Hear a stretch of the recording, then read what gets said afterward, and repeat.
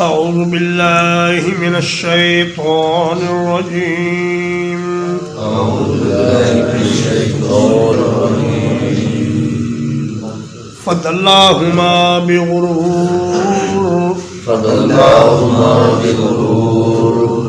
پس نیچے اتار لیا ان دونوں کو دھوکے کے ساتھ. پس نیچے اتار لیا ان دونوں کو دھوکے کے ساتھ. فلما ذاق الشجرة فلما ذاق الشجرة. پس جب چکھا ان دونوں نے اس درخت کو. پس جب چکھا ان دونوں نے اس درخت کو. بدت لہما سوآتہما. بدت لہما سوآتہما. ظاہر ہو گئی ان کے لیے ان کی شرمگاہیں. ظاہر ہو گئی ان کے لیے ان کی شرمگاہیں. وطفقا یخصفان علیہما. وطفقا یخصفان علیہما. اور وہ دونوں چپکانے لگے اپنے جسموں پر. وہ دونوں چپکانے لگے اپنے جسموں پر. من ورق الجنہ. من ورق الجنہ. جنت کے پتوں میں سے. جنت کے پتوں میں سے. دلہ یدلی تدلیتاً اگر یہ باب تفعیل سے ہو تو اس سے معنی میں شدت پیدا ہوتی ہے، اور اگر ادلا یدلی ادلاً ہو تو یہ باب افعال سے ہے، اور یہ دلون سے ماخوذ ہے. دلون کہتے ہیں ڈول کو. جیسے ڈول کو اوپر سے نیچے پھینکا جاتا ہے، ویسے ہی شیطان نے اپنی دھوکے بازی سے اور اپنی چالاکی سے آدم علیہ السلام اور سیدہ حوا کو نیچے اتار دیا اور ان کے بلند مقام سے ان کو نیچے گرانے میں کامیاب ہو گیا. تو چونکہ اس نے اللہ کا نام لیا تھا، اللہ کی قسمیں کھائی تھیں، تو مومن اللہ کے نام پر دھوکے میں آ جاتا ہے. تو فرمایا کہ آپ دھوکہ کھانے والے تو بن جائیں لیکن دھوکہ دینے والے نہ بنے.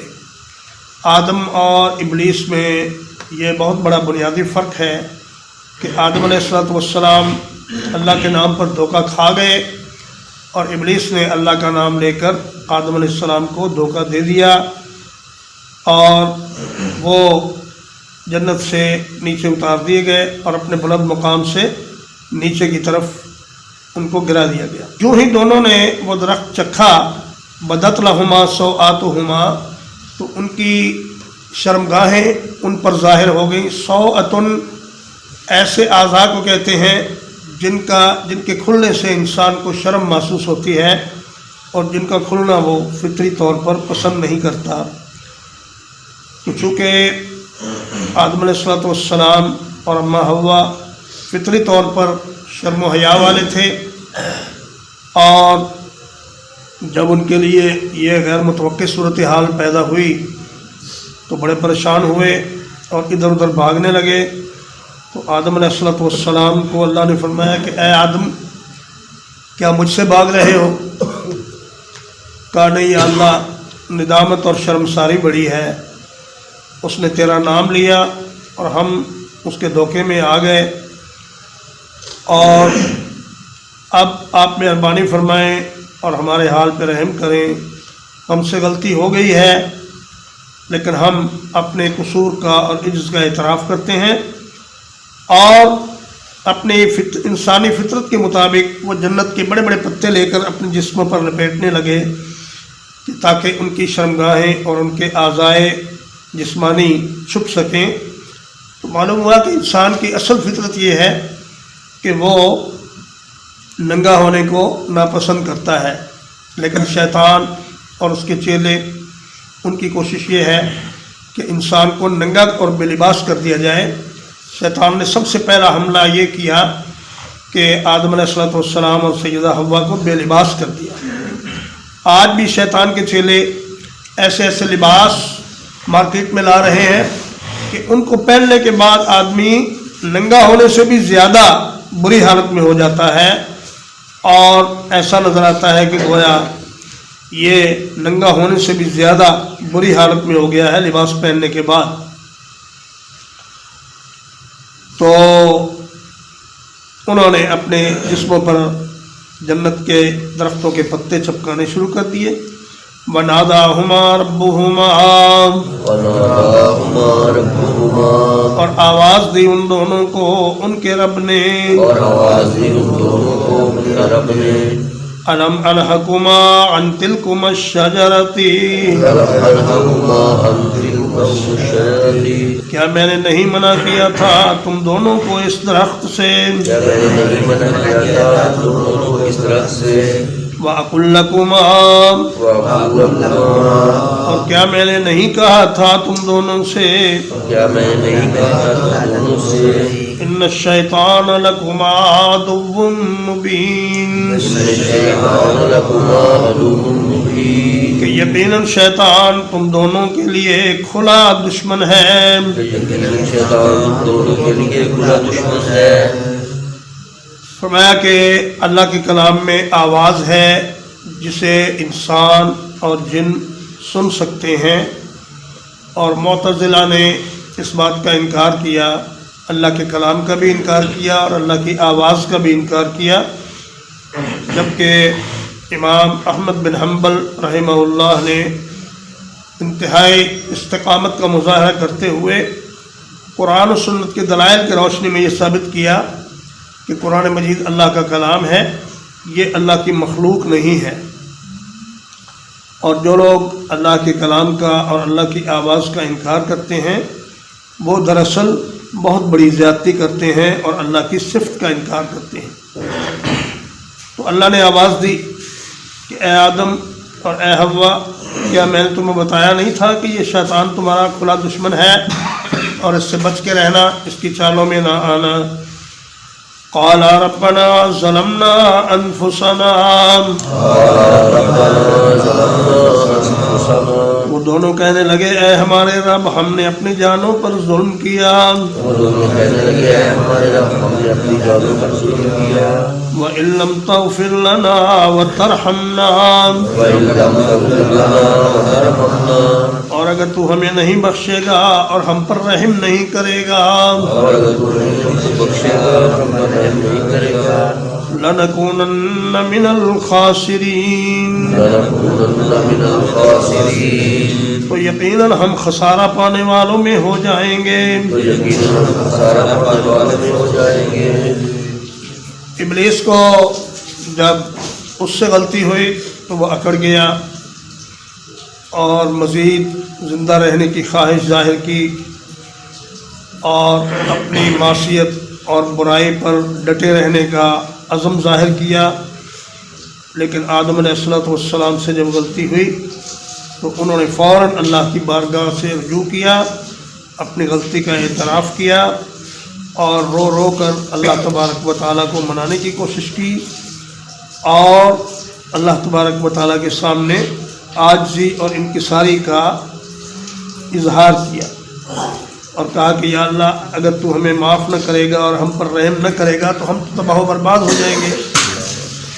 तो ये जो दुआ है ये भी आदम अलैहिस्सलाम ने अल्लाह ही से सीखी, क्योंकि सूरत अल-बक़रा में इसका जिक्र गुजर चुका है कि फ़तलक़्क़ा आदम मिन रब्बिही कलिमातिन, कि आदम अलैहिस्सलाम ने अपने रब से कुछ कलिमात सीख लिए और इन्हीं कलिमात के साथ अल्लाह के सामने अपनी माज़रत पेश की। क़ाल अहबितू बाज़ुकुम लिबाज़ुन अदुव्व,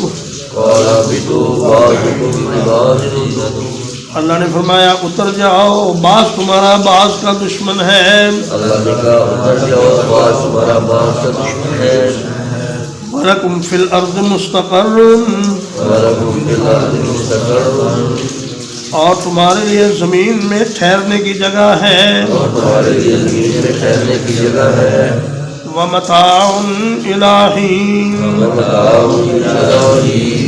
और ज़िंदगी गुजारने का सामान है एक मुद्दत मुकर्रर तक।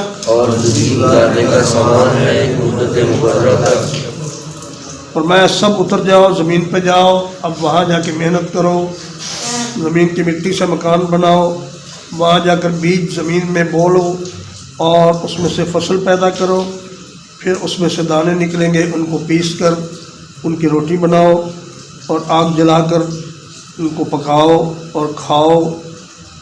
आदम अलैहिस्सलाम और अम्मा हव्वा को इस नेमतों भरी ज़िंदगी के बाद اس مشقت بھری زندگی میں جب آنے کا اتفاق ہوا تو یہ چیز ان پر بڑی گراں گزری اور بڑی ہی انہیں مشکل محسوس ہوئی، لیکن اللہ نے فرمایا کہ اب اس کے سوا کوئی چارہ نہیں کہ تم لوگ زمین میں ہی رہو گے، یہاں محنت کرو گے اور مشقت کرو گے اور اپنی روزی کمانے کی کوشش کرو گے اور اس کے ساتھ ساتھ میری عبادت بھی کرو گے، تو پھر میں تمہیں دوبارہ اسی جنت میں داخل کر دوں گا جس سے تمہیں نکالا گیا ہے۔ اور فرمایا کہ زمین میں تمہاری ضرورت کی تمام چیزیں میں نے رکھ دی ہیں، اور انسان جتنا بھی بھاگ لے، مریخ پہ چلا جائے، زہرہ پہ چلا جائے، چاند پہ چلا جائے، لیکن قرآن مجید نے ایک اٹل حقیقت بیان کر دی ہے کہ انسان کے لیے زمین ہی میں سامان زیست ہے، زندگی گزارنے کے اسباب زمین ہی میں ہیں اور کہیں بھی نہیں ہے۔ اللہ پاک نے یہیں پہ یہ سامان رکھا ہے اور یہیں اس کو رہنا ہے۔ قال فیہا تحیون، قال فيها تحيون، اللہ نے فرمایا اسی میں تم زندہ رہو گے، اللہ نے فرمایا اسی میں تم زندہ رہو گے، وفیہا تموتون، وفيها تموتون، اور اسی میں تم مرو گے، اور اسی میں تم مرو گے، ومنہا تخرجون، ومنها تخرجون، اور اسی سے پھر نکالے جاؤ گے۔ اور اسی سے تم نکالے جاؤ گے۔ تو میں ایسی زمین میں تمہیں زندہ رہنا ہے، اسی میں تمہاری موت آئے گی اور مرنے کے بعد اسی میں تمہیں دبا دیا جائے گا اور حشر کے دن تمہیں اسی سے نکالا جائے گا۔ جیسے فرمایا منہا خلقناکم وفیہا نعیدکم ومنہا نخرجکم تارۃ اخری۔ یہ دنیا موت کی جگہ ہے، اگر یہاں زندگی ہے تو یہاں موت بھی ہے۔ انسان کے لیے نہ زندہ رہنا کوئی عجیب بات ہے، نہ مرنا کوئی عجیب بات ہے، اس لیے کہ دنیا کا قانون ہی یہ ہے کہ جو یہاں آیا ہے اس کو مرنا ہے اور مرنے کے بعد پھر دوبارہ زندہ ہونا ہے۔ یہ حقیقت اگر انسان یاد رکھے تو پھر وہ سیدھے راستے سے بھٹکتا نہیں۔ یا بنی آدم، یا بنی آدم، اے آدم کی اولاد، اے آدم کی اولاد، قد انزلنا علیکم لباسا، قد انزلنا علیکم لباسا، تحقیق نازل کیا ہم نے تم پر لباس، تحقیق نازل کیا ہم نے تم پر لباس، یواری سوآتکم وریشا، یواری سوآتکم وریشا، وہ تمہاری شرمگاہوں کو چھپاتا ہے اور تمہارے لیے زینت کا باعث ہے۔ وہ تمہاری شرمگاہوں کو چھپاتا ہے، تمہارے لیے زینت کا باعث ہے۔ ایک تو ہے انسان کی ضرورت کا لباس، وہ تو مختصر سے لباس بھی کافی ہوتا ہے، آدمی اپنے اعضائے مخصوصہ کو چھپا لے تو اس کا گزارا چل جاتا ہے، لیکن اللہ نے اس ضرورت کے لباس کے بعد کچھ زینت کے لباس بھی انسان کو بنانا سکھا دیے۔